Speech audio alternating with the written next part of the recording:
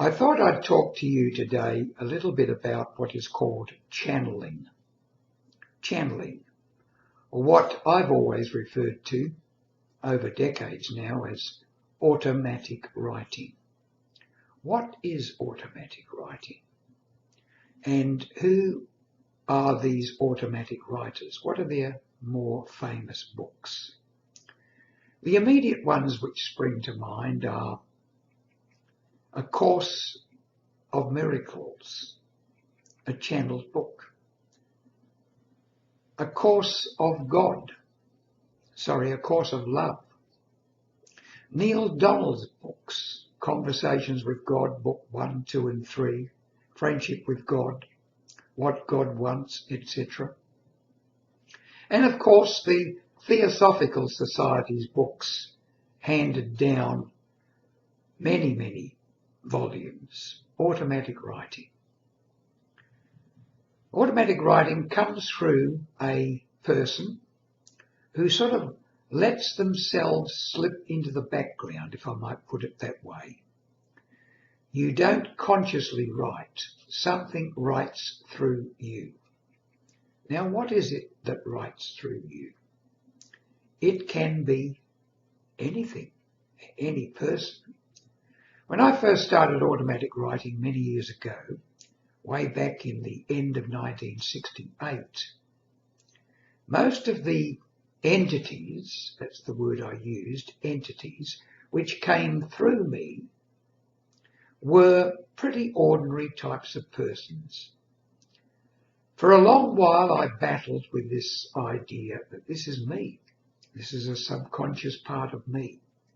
I'm fooling myself here. Neale Donald Walsch did exactly the same thing. But as it was explained to Neale, and it was explained to me, you are. It is part of your subconscious mind. Why? Because our subconscious mind is linked to all subconscious minds at a certain level. In other words, we're all one. The divine dichotomy. We're all separate, seemingly separate because of our sensory organs, but we are all one, linked through the deep subconscious mind. An analogy I've often used is this. Imagine icebergs floating upon the sea. Now, with an iceberg, most of its content is underwater. The bit above the water you could call our conscious self. What's below the water is our individual unconscious or subconscious. But what's the iceberg floating in? Water. There's the connection. We're all connected deep down at some level. After I'd been doing automatic writing for about 3 or 4 years, I wrote my first book on the subject. I called it Ghost Guidance and Automatic Writing. I still think, and I wrote that probably in the early 70s, it's a very interesting book because some of the entities which came through to me some were relatively unknowns and some were famous people.